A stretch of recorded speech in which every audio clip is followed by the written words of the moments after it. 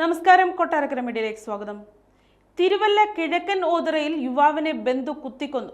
ഏറെ നാളായുള്ള സാമ്പത്തിക തർക്കത്തിനൊടുവിലാണ് മനോജിനെ ബന്ധുവും അയൽവാസിയുമായ രാജൻ കൊലപ്പെടുത്തിയത്. പരിക്കേറ്റ രാജനും മെഡിക്കൽ കോളേജ് ആശുപത്രിയിൽ ചികിത്സയിലാണ്. കഴിഞ്ഞ ദിവസം രാത്രി 11:30യോടെയാണ് കൊലപാതകം നടന്നത്. കിഴക്കൻ ഓതറ സ്വദേശി രാജന്റെ വീട്ടിൽ വെച്ചുണ്ടായ തർക്കത്തിനൊടുവിലാണ് ബന്ധുവും അയൽവാസിയുമായ മനോജ് കൊല്ലപ്പെട്ടത്. രാജന് ലൈഫ് പദ്ധതിയിൽ വീടിന് പണം അനുവദിച്ചിരുന്നു. ATM ഉപയോഗം വശമില്ലാത്തതിനാൽ മനോജിന്റെ മകൻ വഴിയാണ് പണം പിൻവലിച്ചിരുന്നത്. എന്നാൽ 8 മാസം മുമ്പ് രാജൻ അറിയാതെ 1 ലക്ഷത്തോളം രൂപ മനോജിന്റെ മകൻ കൈക്കലാക്കി. ഇതിന്റെ പേരിൽ തർക്കം നിലനിന്നിരുന്നു. വീട് പണി പൂർത്തിയാക്കാത്തതിന് കഴിഞ്ഞ ദിവസം രാജന് പഞ്ചായത്ത് കാരണം കാണിക്കൽ നോട്ടീസ് നൽകി. ഇതോടെ തർക്കം രൂക്ഷമായി.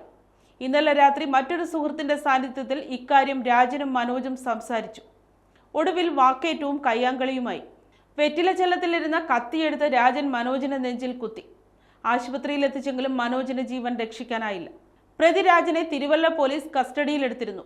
അടിപിടിയിൽ പരിക്കേറ്റതിനാൽ കോട്ടയം മെഡിക്കൽ കോളേജ് ആശുപത്രിയിലേക്ക് മാറ്റി.